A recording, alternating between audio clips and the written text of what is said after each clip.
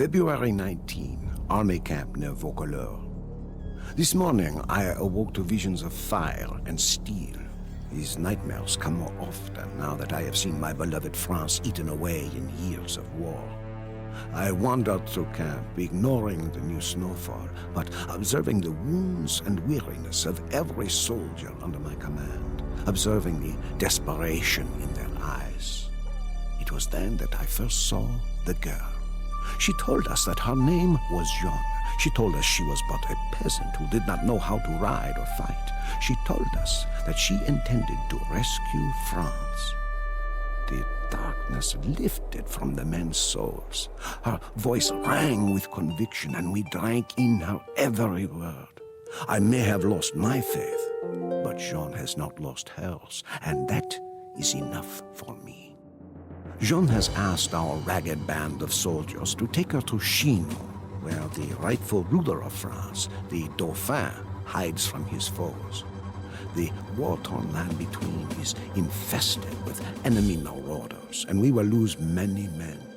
Death is by now an old companion, but for Joan, we will face it again.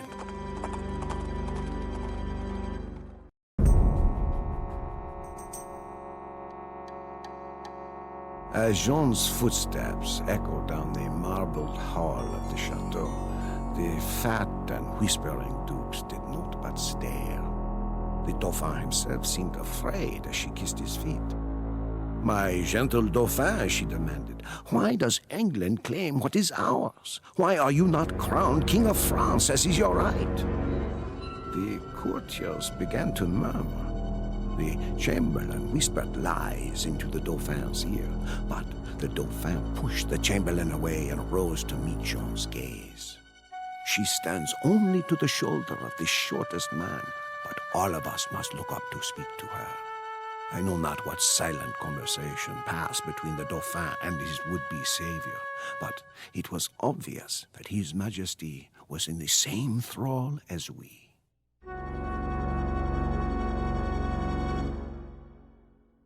March 26th, Chinon. It is one thing for a band of dispirited soldiers to put their trust in a teenage girl. It is entirely another for that girl to be given command of the army of an entire nation. We were filled with pride when we heard the Dauphin's heralds pronounce Joan the Maid as commander of the army of France. So that she may look like a general, the Dauphin presented Joan with a great war horse and a suit of white armor. Joan instructed me to look for an ancient sword buried beneath the altar of a local church. I was skeptical, but not only did the men unearth a rusted blade, but we found that the sword belonged to Charlemagne, grandfather of France. I shall not doubt her word again. Still visible on the hilt was the fleur-de-lis. Joan adopted the fleur-de-lis as her symbol and had it blazoned upon her battle standard. Wherever Joan goes, the standard goes also. It goes with us to Orléans. The city of Orléans is one of the finest in France, but it is under siege by our enemies, England and Burgundy, and is about to fall. This war has dragged on for 100 years with precious few French victories. The people of Orléans need a savior. They are to get Joan of Arc. Joan prophesied that she would be wounded at Orléans. At the height of the battle, an arbalest bolt knocked her from her horse. We could not believe our misfortune. But as we carried Joan away from the carnage, the battle was won. Orléans was free. When we entered the city, the entire population cheered us on from windows, rooftops, and city streets. They fired artillery into the night sky and shouted aloud their nickname for Joan, La Pucelle, the Maid of Orléans. 14th, Orléans. Our rescue of Orléans was a setback for our enemies, but only a minor one. The British still possess half of France.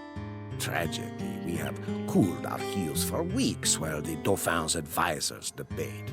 Joan became irritated with the delay and reassembled her army. She talks of nothing but her mission to drive the British into the sea. The force of Joan's will is titanic. She has gathered to her banner swearing brigands and knaves and turns them into patriots and heroes. Among them is the man La Hire. A giant clad in plate mail, he drives men on with curses and fists. There will be plenty of British necks for La Hire to break at Patay. Patay is the gateway to the Loire River Valley. The British hold the Loire in a grip of steel, whilst a huge army under Sir John Fastolf devastates the countryside. Joan leads us to Patay to capture the British castles. However, we must avoid Fastolf's army till we are strong enough to face his veterans. After Patay, the myth of British invulnerability was dispelled. Now, our army knows it is possible to win, but only if we are resolute and cunning. The British are a most deadly enemy, and their longbowmen time and again have decimated a charge of French knights. To make matters worse, we now face enemies on both sides. The Dauphin's advisors spend more and more time wrangling, jealous of Joan's influence at court. I pray that Joan can complete her divine mission before the Dauphin's envious advisors betray her. June 25th, Orléans. Dead France is returning to life. Our army swells with new recruits. In olden times, men swore fealty only to their particular lord. Now we fight not for insolent lords and ladies, but for France.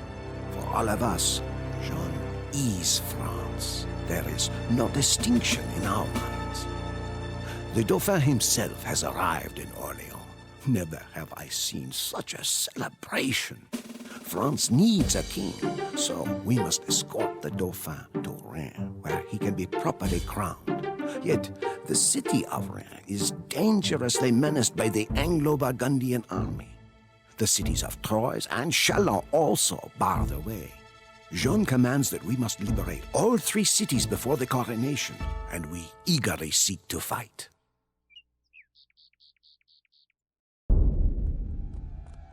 As we rode into Reims, a sea of peasants and lords knelt before Joan. Some even knelt to kiss our horses' hoofprints. Cannon thundered, and 1,000 flags danced in the breeze. In the enormous palace, the Dauphin knelt before the Archbishop and rose as King of France. Prayers, anthems, and sermons filled the great chateau. Interspersed among perfumed dukes and ladies were tattered soldiers from our army, many still bearing wounds.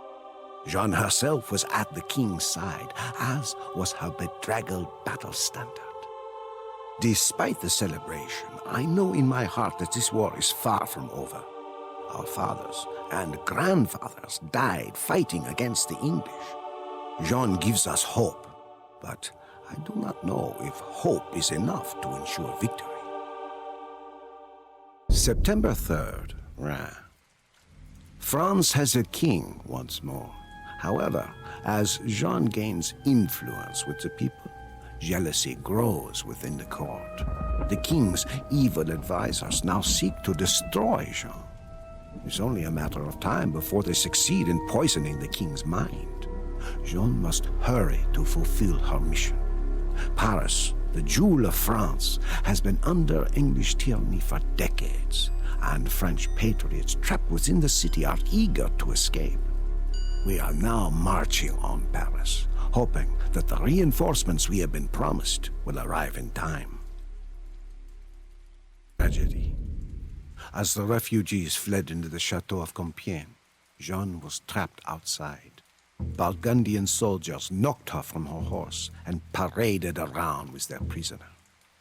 None of us can sleep, knowing our precious Joan of Arc languishes in a Burgundian prison. The soldiers stare at the uncaring sky, condemning themselves for being unable to save her, for being unable to save France. Paris was the first major defeat ever dealt to our army. Had the king sent the promised reinforcements, we would have captured the city. Now, it is France's darkest hour. 14, Bordeaux. No Joan of Arc.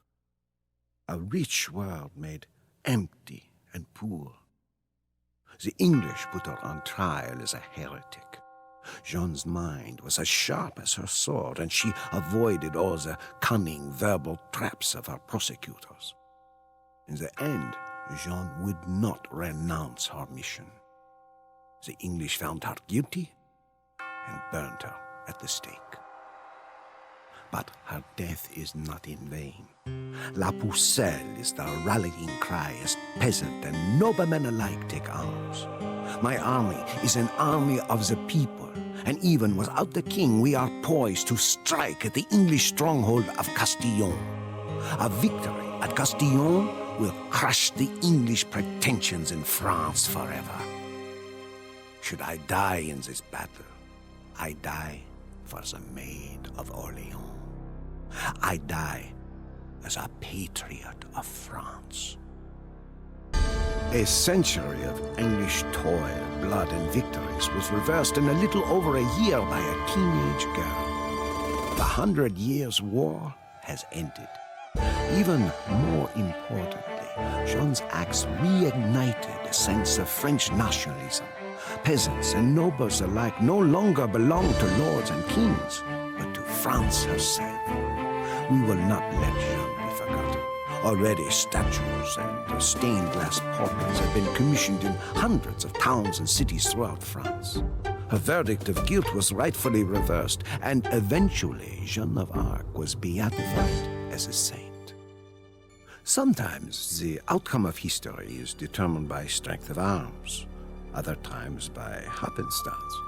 But in 15th century France, history was determined by the will of a young girl, the only person in history to command the armies of an entire nation at the age of 17.